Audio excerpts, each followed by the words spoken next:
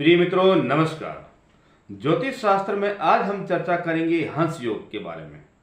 हंस योग किसे कहते हैं और उसका कैसे निर्माण होता है, इसकी आज हम चर्चा करेंगे। ज्योतिष शास्त्र में हंस योग के बारे में वर्णन किया जाता है। हंस योग एक ऐसा योग है जिस जातक की जन्म कुंडली में अगर बनता है तो वह जातक ज्ञानी होगा, विवेकशील होगा, तर्कशील वाला व्यक्ति होगा, ईमानदार होगा, ईश्वर के मार्ग पर चलने वाला व्यक्ति होगा, यानी कि ईश्वर के प्रति उसकी अच्छी श्रद्धा होगी, बड़े बुजुर्गों का वो सम्मान करने वाला होगा। ये लक्षण उसके जीवन में होंगे। अब हंस योग का निर्माण कैसे होता है? जन्म पत्रिका में, जन्म कुंडली में जब भी बृहस्पति जी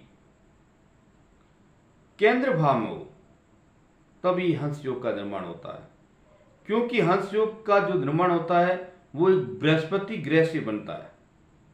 बृहस्पति जी जिस जातक की कुंडली में केंद्र भाव में हो और जहां विराजमान है उस पर शुभ दृष्टि हो, वो नीच के ना होकर के उच्च के हो या स्वयं की राशि में हो या फिर उच्च राशि में हो तो और भी अच्छा उसका फल मिलता है।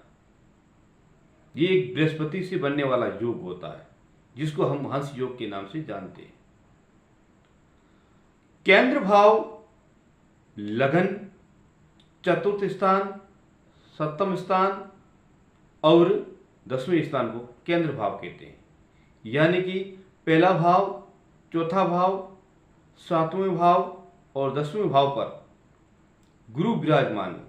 इन चारों में से किसी जगह भी बृहस्पति अगर विराजमान है तो वो योग एक हंस योग के नाम से जाना जाता है। अगर इन चारों में से बृहस्पति जी धनु या मीन में हो तो ये योग और भी अति बलशाली बन जाता है। या फिर कर्क राशि में विराजमान हो बृहस्पति तो अति श्रेष्ठ योग बन जाता है। ये जन्म पत्रिका में तय हो जाता है। बृहस्पति के इन चारों भाव में बैठने पर बृहस्पति का बलवान होना भी अति आवश्यक है। इस प्रकार ये एक हंस योग का निर्माण हो जाता है। अब हंस योग का निर्माण तो हो गया। अगर बृहस्पति शुभ है, स्वग्रही है या उच्च के हैं या फिर मित्रों के घर पे हैं तो ये अच्छा योग बनता है और अच्छे इसके सुफल मिलते हैं। ये योग बनने से व्यक्ति ईमानदार होगा, सत्य के मार्ग पर चलने वाला होगा, माता पिताओं का सम्मान करने वाला होगा, बड़े बुजुर्गों का सम्मान करने वाला होगा, धर्म के मार्ग पर चलने वाला होगा। यानी कि वो हर क्षेत्र में विवेकशील वाला व्यक्ति होगा। कोई भी कार्य करेगा वो विवेकवान यानी कि विवेक से काम करेगा। इस प्रकार एक हंस योग के ये लक्षण होते हैं और ये लक्षण उस व्यक्ति को जन्मजात से ईश्वर की कृपा से प्राप्त होते हैं। व्यक्ति जन्म से ही ज्ञानी हो जाता है, यानी कि उसे छोटी अवस्था में ही ज्ञान जैसी, धर्म जैसी क्रिया करना वो शुरू कर देता है।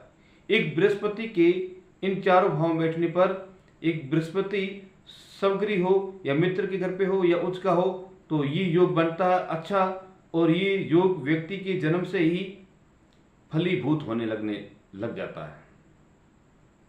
अगर यहां पर बृहस्पति केंद्र भाव में है लेकिन अगर पाप ग्रह की दृष्टि में है या फिर अस्त है या फिर नीच है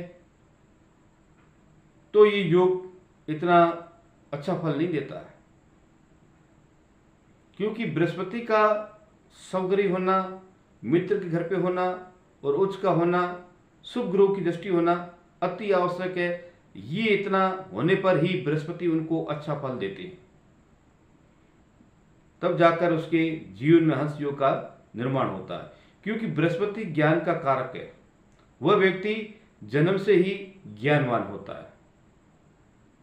वह व्यक्ति जो भी कार्य करेगा विवेक से काम करेगा, धर्म, सत्य इन्हीं रास्तों पर चलने वाला व्यक्ति होगा। और इन्हीं की बल से वो व्यक्ति उच्च पद को प्राप्त करता है,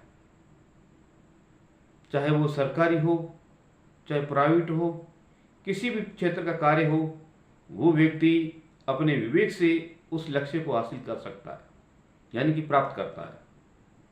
तो ये गुरु बृहस्पति की कृपा से उस योग का निर्माण होता है और वो व्यक्ति जीवन में सुख और आनंद को प्राप्त करता है।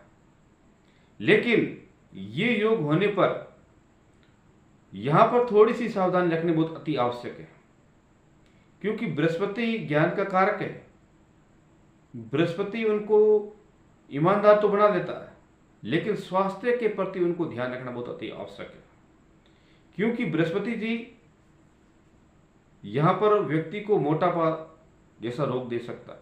वो व्यक्ति हाई ब्लड या फिर मोटापा उसका बढ़ना शुरू हो जाता है। तो इस पर उस व्यक्ति को खान पान पर विशेष ध्यान देना होगा,